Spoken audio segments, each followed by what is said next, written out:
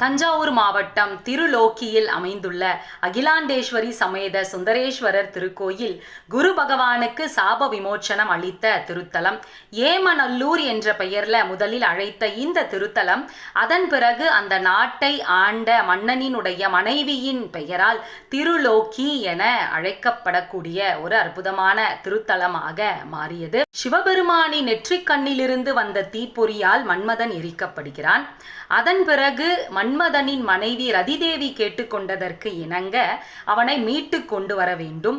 அதற்காக சிவபெருமானிடம் சென்று முறையிட அவர் திருலோக்கியில் அமைந்திருக்கின்ற இந்த திருத்தலத்திற்கு வந்து அங்கு வேண்டிக் கொண்டால் நிச்சயம் மன்மதன் உயிர் பெறுவான் என்று சொல்ல உடனே ரதிதேவி இந்த கோயிலுக்கு வந்து மன்மதன் மீண்டும் உயிர் பெற வேண்டும் என சிவபெருமானை மனமுருகி வேண்டிய திருத்தலம்.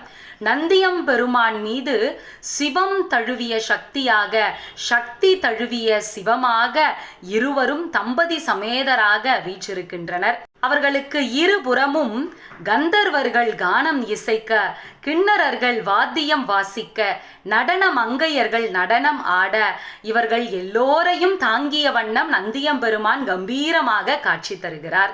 இந்த கோலத்தை பார்ப்பதற்காகவே தான் தவம் இருந்ததாக எண்ணி குரு பகவான் வணங்கிய கோலத்தோடு எதிரில் வீற்றிருக்கிறார்.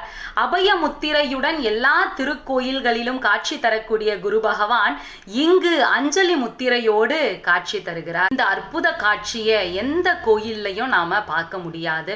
இங்கு சென்று வழிபடுகின்ற பொழுது தம்பதிகளுக்கு இடையே இருக்கின்ற பிரச்சனைகள் எல்லாம் விலகும், மனக்கசப்புகள் எல்லாம் நீங்கி ஒற்றுமையுடன் வாழக்கூடிய சூழல் ஏற்படும்.